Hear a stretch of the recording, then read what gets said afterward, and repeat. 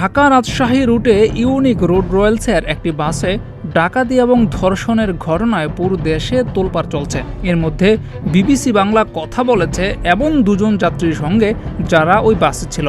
তারা দুজনেই দিয়েছে লোমহর্ষক বর্ণনা। বিবিসি বাংলা যাদের সঙ্গে কথা বলেছে তাদের মধ্যে একজনের নাম সোহাগ হাসান। তিনি পেশায় ব্যবসায়ী। তিনি বলেছেন, গাড়িটি যাত্রী বোঝাই থাকলেও চালক ও তার সহযোগী মাঝ রাস্তায় আরও 7-8 জনকে তোলে এবং এদের মধ্যে একজন পরবর্তীতে বাসের চালকের আসনে বসে বাসটি নিয়ন্ত্রণ করে। বাকিরা যাত্রীদের কাছে এসে গলায় চাকু ধরে। তিনি আরও বলেছেন, 5-6 জনকে ছুরিও মারে ওরা। এই ভয়ে কেউ কোনো কথা বলেনি। আমার কাছে 1,20,000 টাকা ছিল।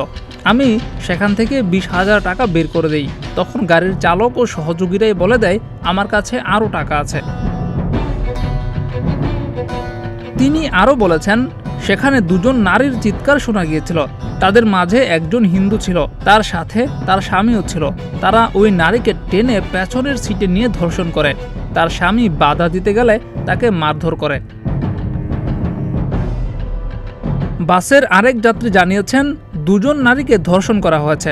একজনের বয়স 20 বছর, আরেকজনের বয়স 25 থেকে 30 বছর হবে।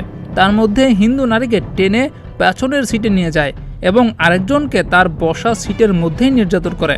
এছাড়া বাসের মধ্যে অন্য যে নারীরা ছিল তারা সবাই কমবেশি শ্লীলতাহানির শিকার হয়েছেন। বিবিসির এই প্রতিবেদন থেকে আরও জানা যায়, বাসের চালক সহযোগীরা আটক হলেও তারা জামিনে মুক্ত হয়েছে। জিয়াউর রহমান, প্রতিদিনের বাংলাদেশ।